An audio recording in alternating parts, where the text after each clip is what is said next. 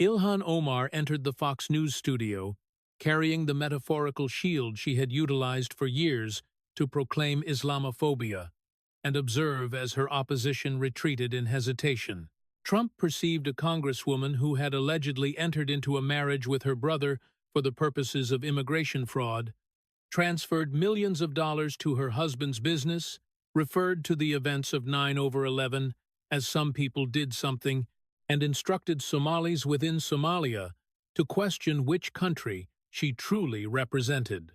That protective shield was on the verge of shattering on live television. Fox News had organized an event they were billing as Immigration and Identity. The Omar controversy, a direct confrontation regarding the most explosive allegations in modern congressional history.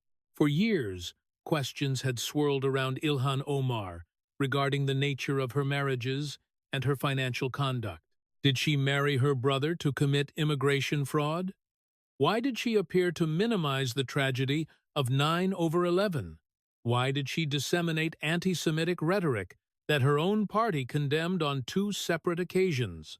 Why did her campaign pay her husband's company nearly $3 million? Why did she seem to prioritize the interests of Somalia ahead of the interests of America? Mainstream media outlets had largely avoided these questions, dismissing them as conspiracy theories or manifestations of Islamophobia. Any journalist who attempted to investigate was immediately attacked and labeled a bigot. Omar herself had perfected the defense of calling any criticism racism or religious bigotry, refusing to answer direct questions, and relying on progressive allies to protect her from scrutiny. That strategy worked when reporters were afraid to push back against the narrative. However, it was not going to work against Donald Trump.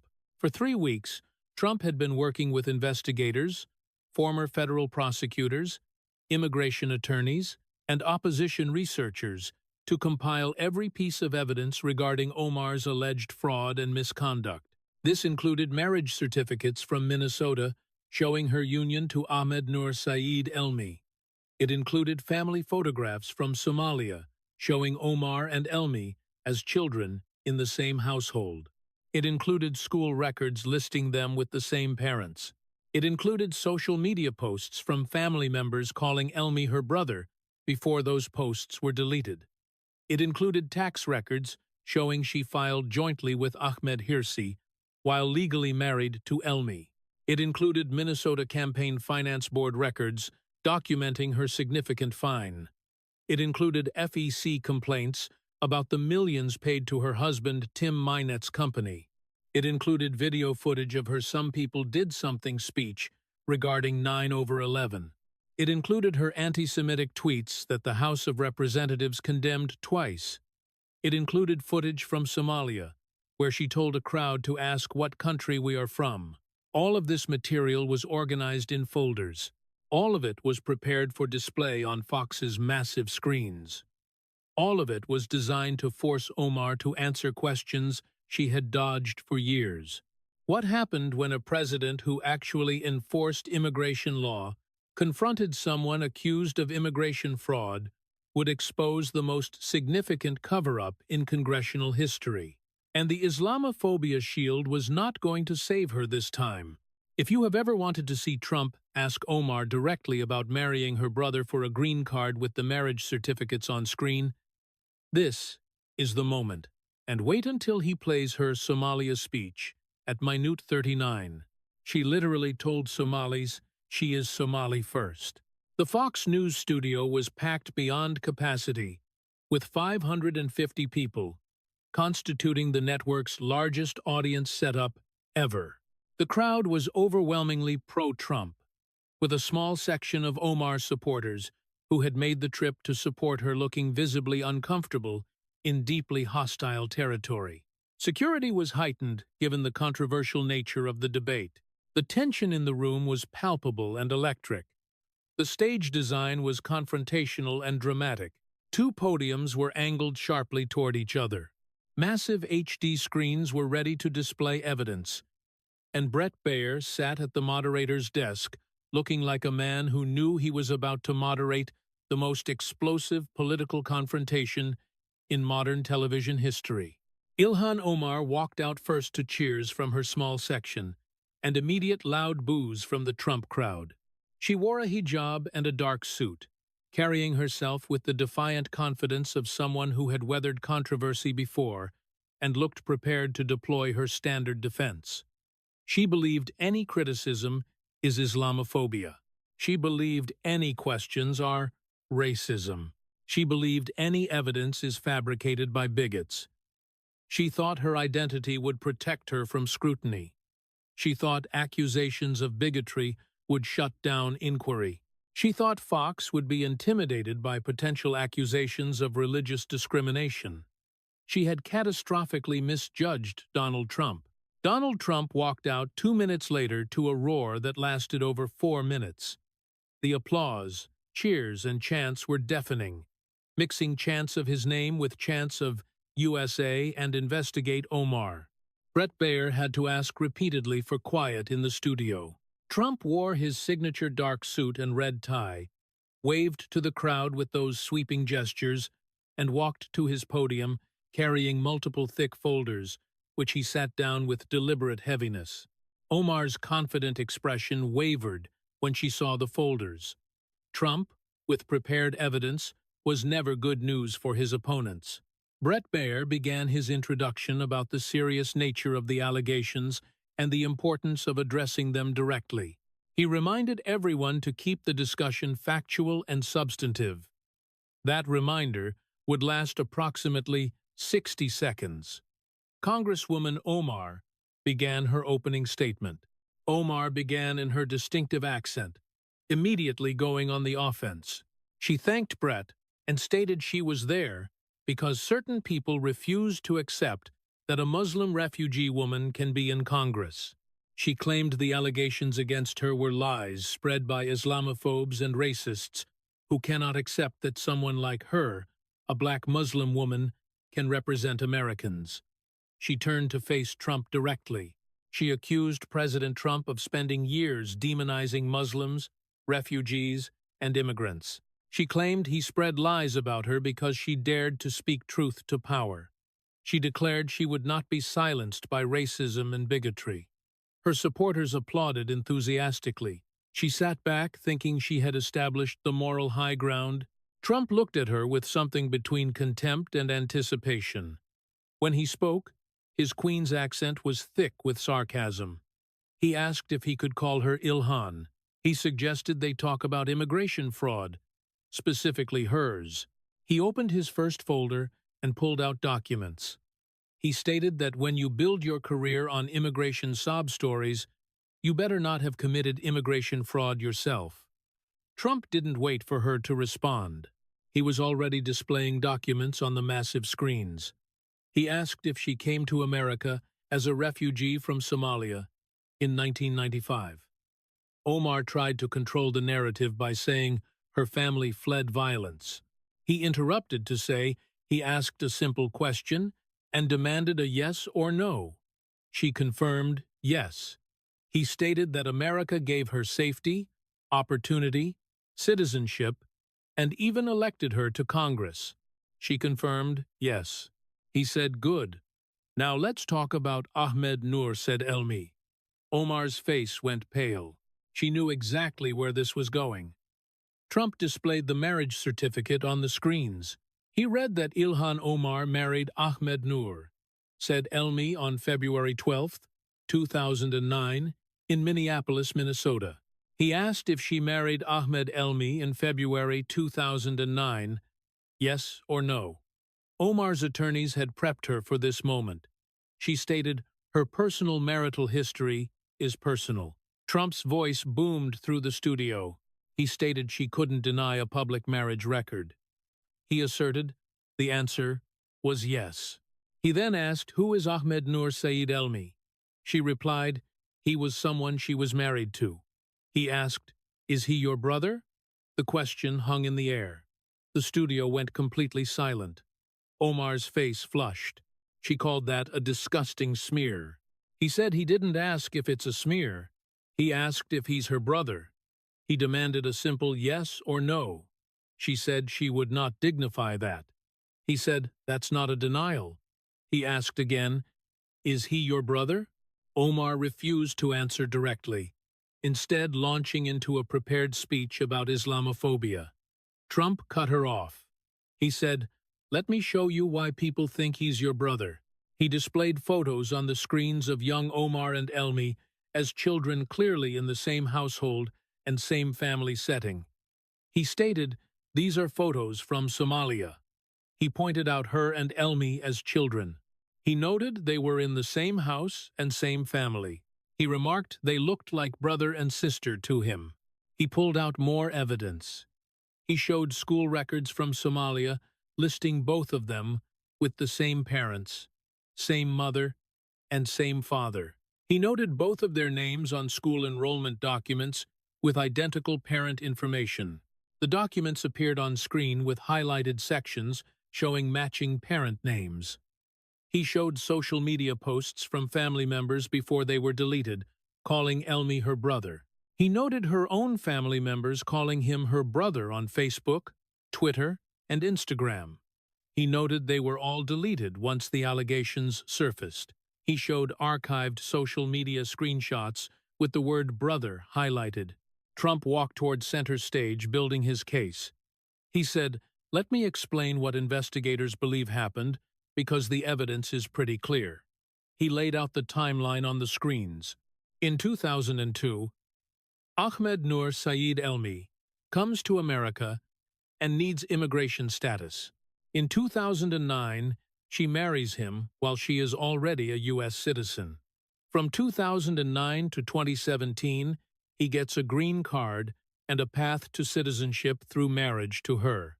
From 2012 to 2015, she files joint tax returns with Ahmed Hirsi while still legally married to Elmi. In 2017, she divorces Elmi after he has established immigration status. In 2018, she legally marries Hirsi, who she had been with all along. He stated, "That is immigration fraud." He stated, "Marrying someone to get them a green card is a federal crime." Omar tried to interrupt, but Trump spoke over her. He said, "Here is the kicker. While she was legally married to Elmi, she was filing joint tax returns with Ahmed Hirsi, effectively having two husbands at the same time for tax purposes." He displayed the tax filing records. He noted the Minnesota Campaign Finance Board fined her over $3,000 for violations related to this. He noted she paid the fine. He called that an admission. He showed the fine documentation. Trump turned back to face her directly. He asked her again, very directly on national television, with millions watching, if Ahmed Nur Saeed Elmi is her brother. Omar refused to answer, repeating her claims about Islamophobia. He told her that her silence speaks volumes. He said if he is not her brother, just say so. He said if these school records are wrong, explain how. He said if these family photos aren't what they look like, clarify. But she won't, because she can't. Trump's voice rose. He said she came here as a refugee, and America gave her everything. It gave her safety from Somalia's chaos, citizenship, and opportunity. She became a United States Congresswoman. He pointed at her accusingly. He said she possibly committed immigration fraud to bring her brother here. She possibly lied to get him status. She possibly broke federal law. And now she refuses to answer basic questions about it and calls everyone who asks a racist. His final line was delivered with maximum force. He said that is not Islamophobia. He said that is evidence she refuses to address. He said that represents questions she won't answer. He said those are documents she can't explain. He challenged her to prove it if she is innocent, but he noted she won't. And he said we all know why. The audience erupted into chants of, "Lock her up." The sound filled the studio. She married someone who may be her brother, evidenced by family photos and school records showing the same parents, and she won't deny it. Trump grabbed his next folder immediately. not giving Omar time to recover. He said, "Now let's talk about 9/11, because she said something about it that he will never forget." He reminded her he was there. He queued up video on the screens. He said, "Never minimize mass murder in front of a New Yorker who watched the towers fall." He identified the clip as March 2019, speaking at a CARE event in Los Angeles. He played the video of Omar speaking where she said CARE was founded after 9/11 because they recognized that some people did something and that all of us were starting to lose access to our civil liberties. Trump let the clip end, then turned to the audience with exaggerated disbelief. He repeated the phrase, "Some people did something." He noted, "That is how she described 9/11. He pulled out printed lists of names. He said, "Let me tell you what some people did. They hijacked 4 commercial airplanes. They murdered 2,977 Americans. They flew planes into the Twin Towers in his city. They hit the Pentagon. They would have hit the Capitol if brave passengers on Flight 93 hadn't fought back." Trump's voice became harder. He said he watched those towers fall. He went to Ground Zero. He saw the devastation. He knew people who died. He said, "This wasn't some people did something." He said this was the worst terrorist attack on American soil in history. He displayed photos on the screens of the burning towers, people jumping, the collapse, and the aftermath. He said, "These are the people who did something." He described them as regular Americans going to work, office workers, first responders, firefighters who ran into collapsing buildings, and police officers just trying to survive. He pulled out the list of names again. He read the first 5 names alphabetically. He emphasized there are 2,977 names total, 2,977 Americans murdered. Trump walked toward her podium. He said she called it "some people did something" like it was a fender bender, like it was a parking violation. Omar tried to defend herself by saying that comment was taken out of context. Trump shouted that there is no context that makes that okay. He said she can't properly honor 2,977 murdered Americans. He said she can't call it what it was: terrorism. He showed more of her statement. He noted she didn't apologize. She defended it. She said people were misunderstanding her. She doubled down on it. Trump's voice dripped with contempt. He said America gave her refuge when Somalia failed her, gave her safety, citizenship, and elected her to Congress. And she can't even properly honor Americans murdered on September 11th. He said she minimizes their deaths, as some people did something. He shook his head in disgust. He said he was in New York on September 11th. He saw the smoke. He heard the sirens. He watched the towers collapse on TV like everyone else. But he was there in the city. He said those weren't some people doing something. Those were Al-Qaeda terrorists murdering Americans in an act of war. His final assessment was brutal. He said she came to America from a country that couldn't protect her. America protected her, and she shows such contempt for American victims that she can't even describe their murder accurately. She minimizes 9/11 to make a point about Muslim civil rights. He pointed at her. He said, "That is not cultural difference. That is disrespect. That is contempt. And it is disqualifying for someone who swore an oath to represent Americans."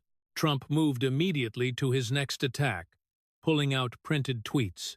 He said, "Now let's talk about her problem with Jews." He warned her not to start with the criticism of Israel defense. He said, "We are talking about anti-Semitism." He noted that when even Democrats condemn her anti-Semitism twice, you know it is bad. Trump displayed her tweets on the screens one by one. He showed a tweet from February 2019 where someone asked her about pro-Israel support in Congress.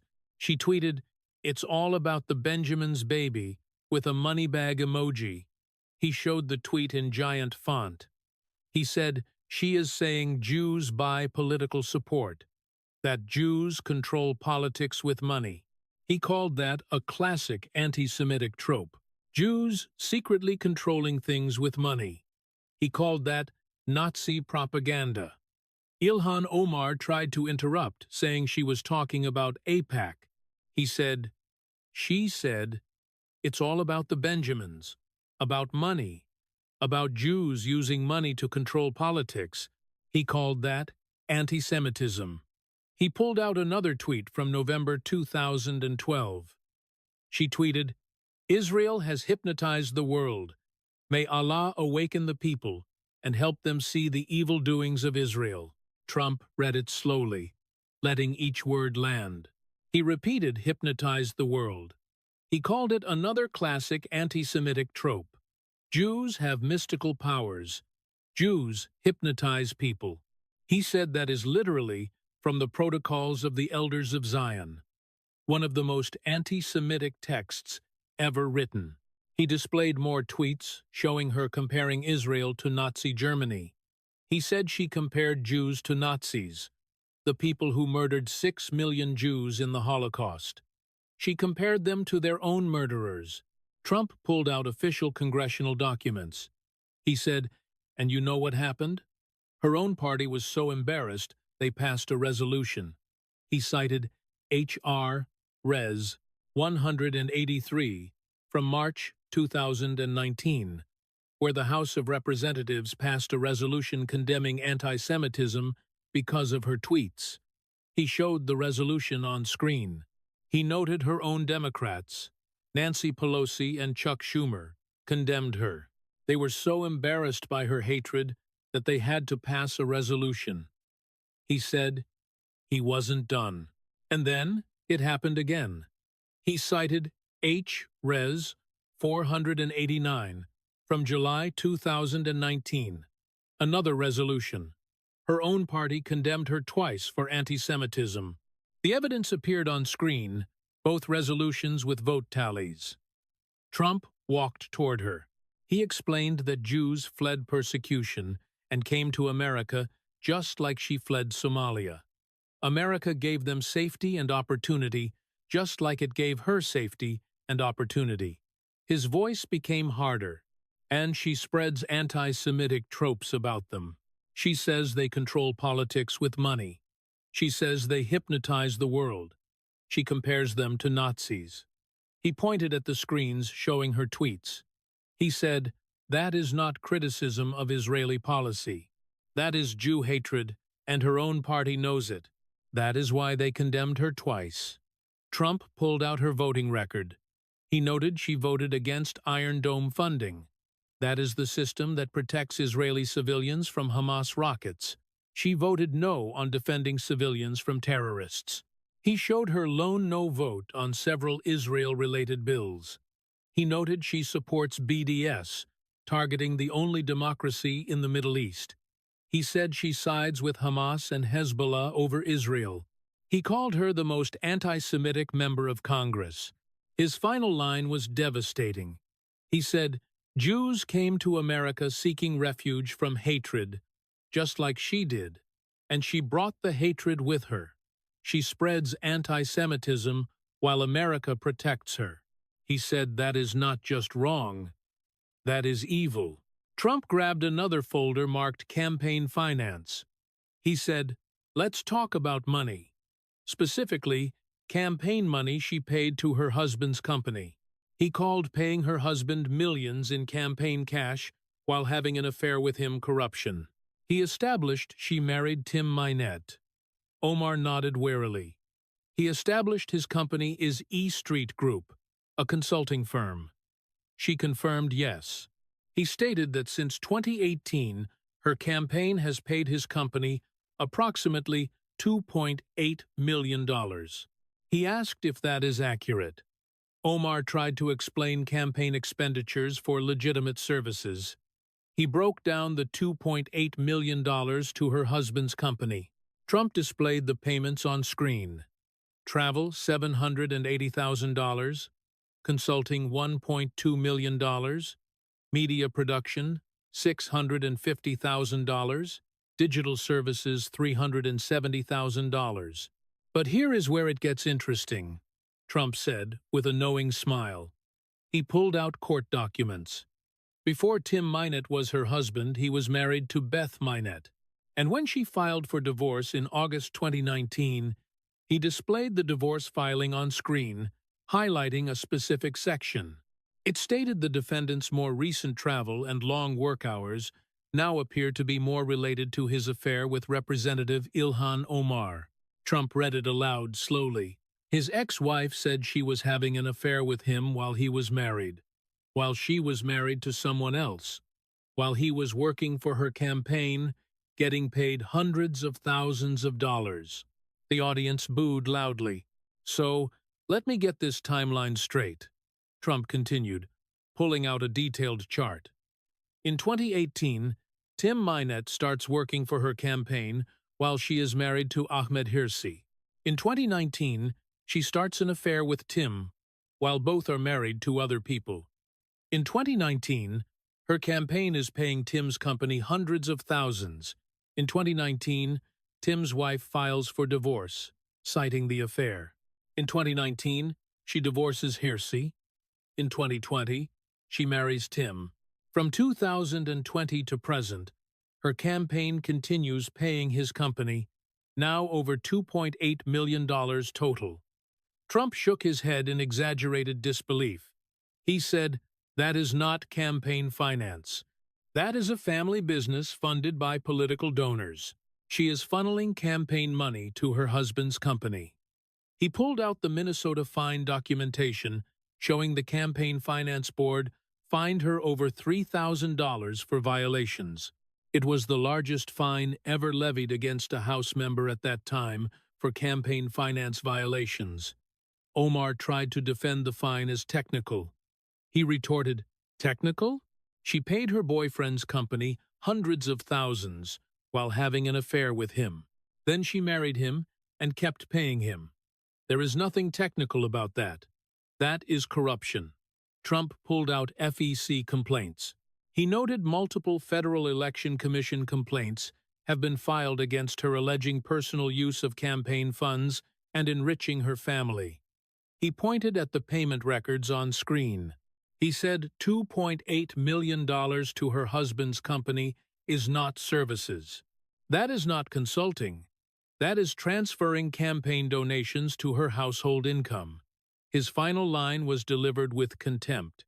He said, "She came to America with nothing. Now she is worth millions." How? By funneling campaign money to her husband. That is not public service. That is theft from donors.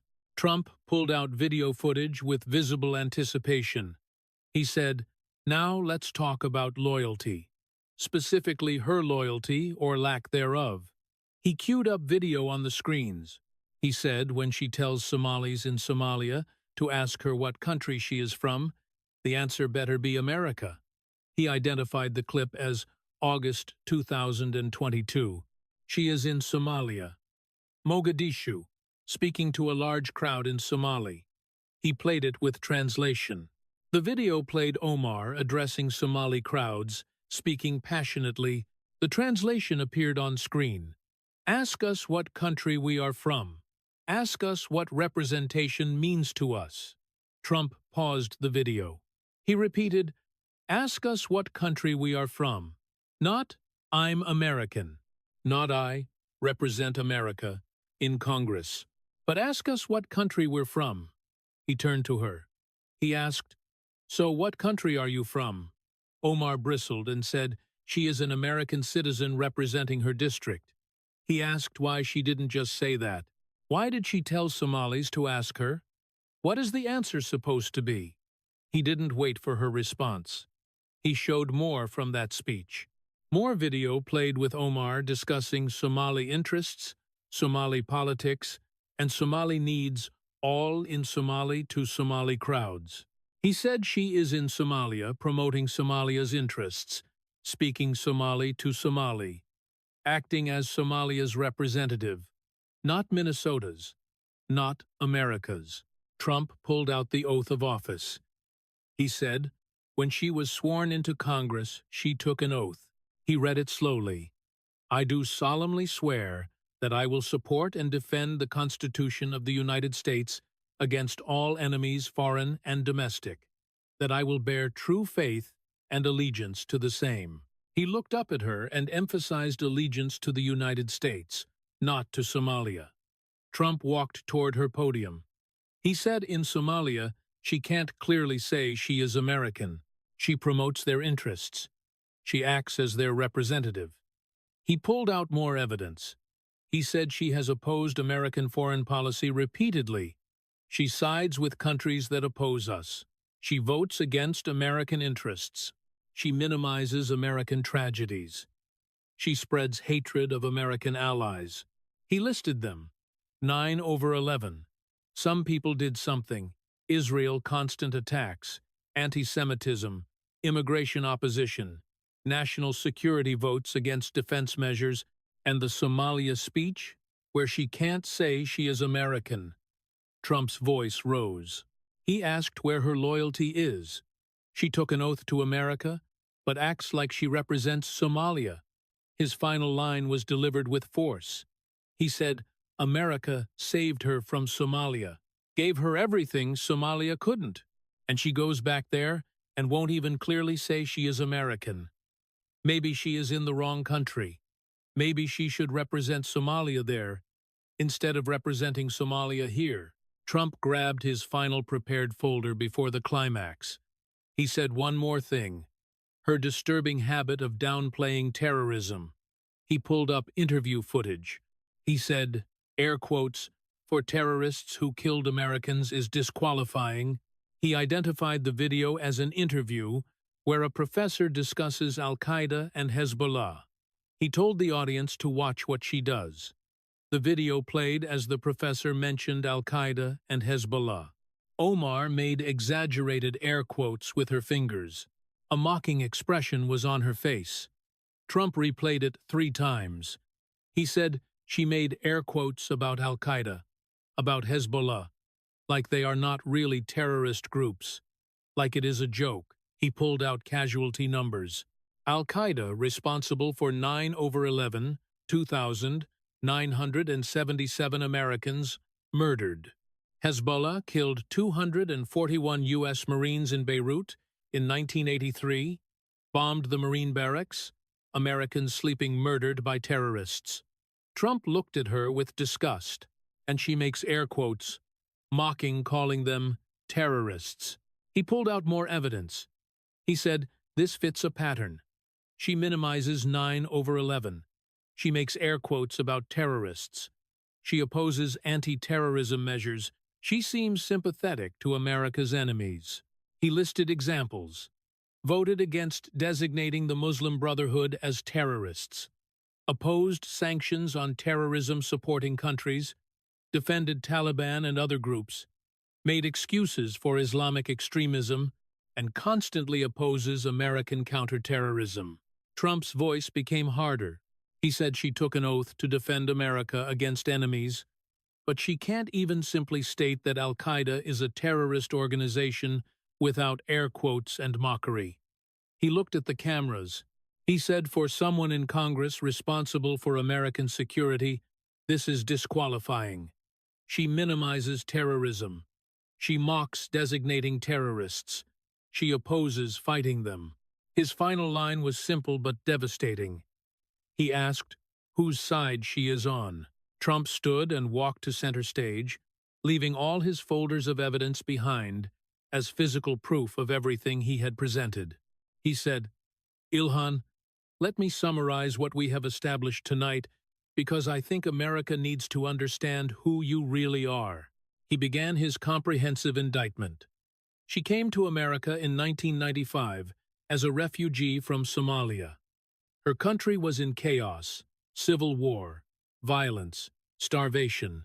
America gave her safety when Somalia couldn't protect her. He paused. Then she possibly married her brother to commit immigration fraud. He cited the marriage certificate, family photos showing them as children together, school records listing the same parents, social media posts calling him her brother. tax fraud filing with 2 different men, and the Minnesota fine she paid. And she refuses to deny it. She won't say he is not her brother because she can't. Trump's voice rose. She minimized 9/11, the worst attack on American soil, as some people did something. 2,977 Americans murdered in his city, and she can't properly honor them. She trivializes their deaths to make a political point. That is not cultural sensitivity. That is contempt for America. He continued building his case. She spread anti-Semitic tropes so disgusting, her own party condemned her twice. Benjamins hypnotized the world, comparing Jews to Nazis. Her own Democrats were so embarrassed, they passed resolutions against her twice. That is how bad her hatred is. Trump paced across the stage. She funneled $2.8 million in campaign money to her husband's company. She had an affair with him while both were married to others. She got fined the largest amount ever for a House member. Pure corruption. Using donor money to enrich her family. He pointed at her. She went to Somalia and told crowds to ask her what country she is from. She promoted Somalia's interests. She couldn't clearly state she is American. She acts as Somalia's representative in the U.S. Congress. She seems confused about which country she actually represents. Trump's voice became harder. She made air quotes about Al-Qaeda. She minimizes terrorism. She opposes counterterrorism measures. She votes against American interests repeatedly. She sides with America's enemies. He walked toward her podium for his final statement. America gave her everything. Safety from Somalia's chaos, citizenship, opportunity, education, the right to vote, the ability to run for office. She became a United States Congresswoman. His voice rose to a shout. And how did she repay America? By possibly committing immigration fraud, by attacking it, by spreading anti-Semitism, by minimizing 9/11, by funneling campaign money to her husband, by acting as Somalia's representative, by sympathizing with terrorists. Trump spread his arms to encompass the audience and cameras. She took an oath to support and defend the Constitution of the United States against all enemies, foreign and domestic, to bear true faith and allegiance to America. He pointed directly at her. But she has broken that oath. She has betrayed it. She has shown more loyalty to Somalia than to America, more sympathy for terrorists than for victims, more hatred for Jews than respect for allies, more interest in enriching herself than serving constituents. His final line was delivered with maximum force.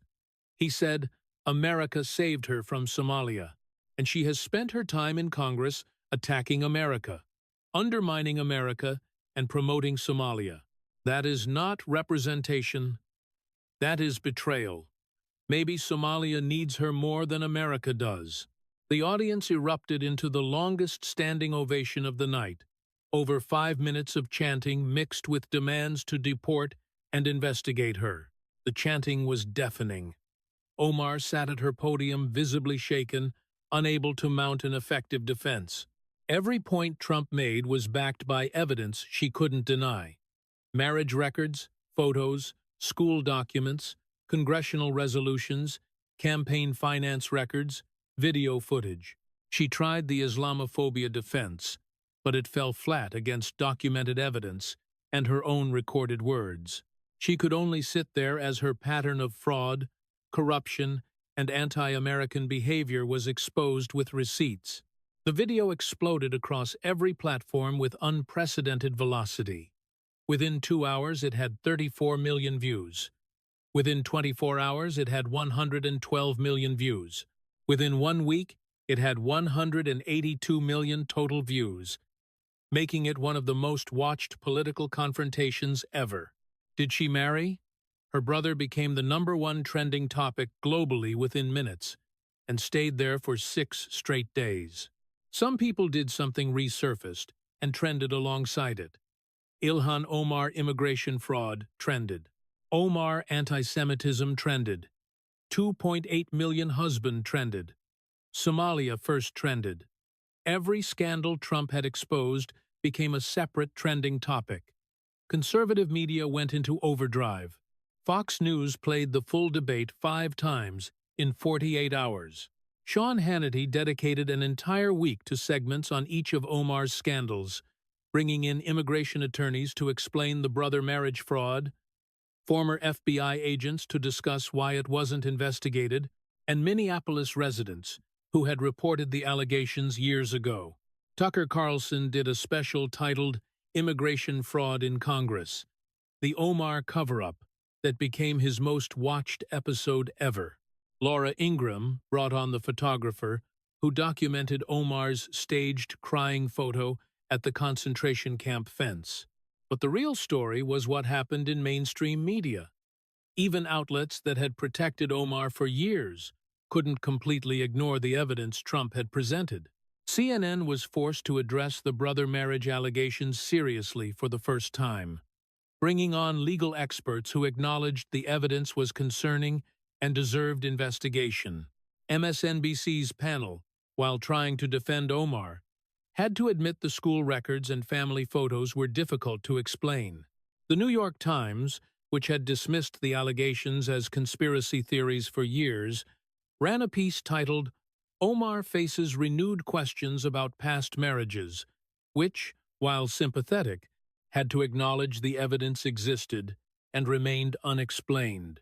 The Washington Post fact-checked Trump's claims and awkwardly rated several as unproven, but based on documented evidence because they couldn't verify the brother relationship but couldn't deny the suspicious. Documentation.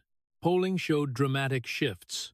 Before the debate, 41% said Omar should be investigated for immigration fraud. After the debate, 73% said yes. Before the debate, 52% thought her 9/11 comment showed disrespect. After, 81% thought so. Before, 39% questioned her loyalty to America. After, 68% did. The FBI faced renewed pressure. Republican congressmen demanded investigations into the marriage fraud allegations, citing the evidence Trump had displayed. Several called for her security clearance to be revoked pending investigation. State attorneys general in Republican states announced they were reviewing whether state charges could be brought. Jewish organizations that had been criticized for being too tolerant of Omar's anti-Semitism became more vocal. The Anti-Defamation League issued a statement saying her tweets were clearly anti-Semitic and the House condemnations were warranted. Holocaust survivors groups condemned her 9/11 comment. Muslim Americans were divided. Many condemned Omar, saying she didn't represent them and embarrassed the community. Other Muslim members of Congress distanced themselves from her. Some defended her, but polling showed that even among Muslim Americans, her approval dropped significantly after the debate. Minnesota politics exploded. A moderate Democrat announced a primary challenge within 72 hours of the debate, launching with clips of Trump's questioning. His announcement video stated his district deserves representation that puts America first, not Somalia first. In his first week, he fundraised $4.2 million. Polling showed him immediately competitive with Omar's support in her own district, dropping below 50%. Democratic leadership abandoned her more openly than ever before. Nancy Pelosi, when asked about the debate, said members are responsible for addressing concerns about their conduct and refused to defend her. Chuck Schumer said Democrats needed to focus on representing Americans' interests in a clear shot at the Somalia speech. Other Democrats who had worked with Omar began openly criticizing her. 3 months after the debate, the House Ethics Committee announced a formal investigation into Omar's campaign finance violations, specifically the payments to her husband's company. The FBI, under pressure from Congress and the evidence Trump had publicized, reopened inquiries into the marriage fraud allegations. Minnesota authorities announced reviews of her tax filings 6 months after the debate. Omar announced she would not seek re-election to Congress, instead focusing on advocacy work. Political analysts universally recognized this as forced retirement. She couldn't survive a primary after Trump's exposure and faced ethics investigations, possible FBI charges, and a complete loss of credibility. Trump himself experienced a surge in support from voters who appreciated him asking questions media wouldn't. His approval among voters concerned about immigration rose to 61%.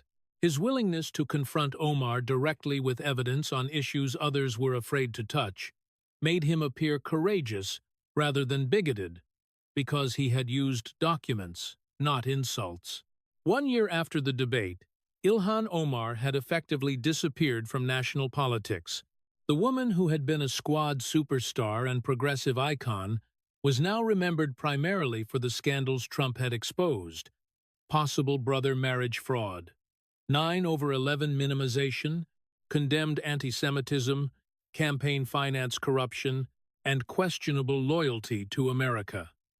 This wasn't a debate about policy or ideology.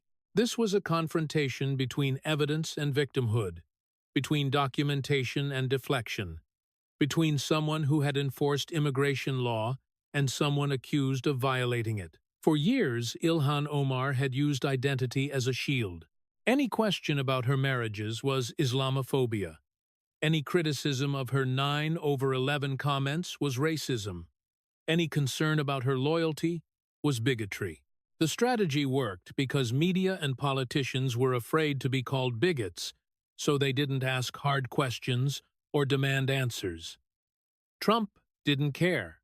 He brought marriage certificates, school records, family photos, congressional resolutions, campaign finance reports, and video footage evidence she couldn't dismiss as racism, documents she couldn't explain away, her own recorded words she couldn't deny.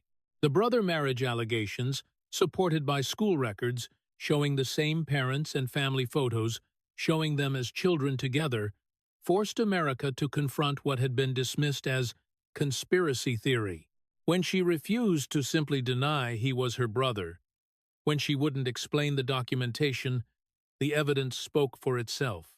Her "some people did something" comment about 9/11, played in full context, showed exactly the contempt Trump accused her of minimizing the worst attack on American soil to make a political point. No amount of claiming misunderstanding could erase those words or her refusal to apologize. Her anti-Semitism, condemned twice by her own party in official House resolutions, couldn't be spun as mere criticism of Israel when the tweets themselves were classic anti-Semitic tropes that even Democrats had to condemn. The $2.8 million to her husband's company, documented in campaign finance reports, showed corruption regardless of whether the services were technically legal. She was enriching her family with donor money. Her Somalia speech telling a Somali audience to ask what country we're from, instead of stating she was American, raised questions about loyalty that identity politics couldn't answer. Trump proved that evidence defeats victimhood, that documentation beats deflection, and that when you actually present facts, marriage records, congressional resolutions, campaign finance reports, video footage, the Islamophobia shield shatters.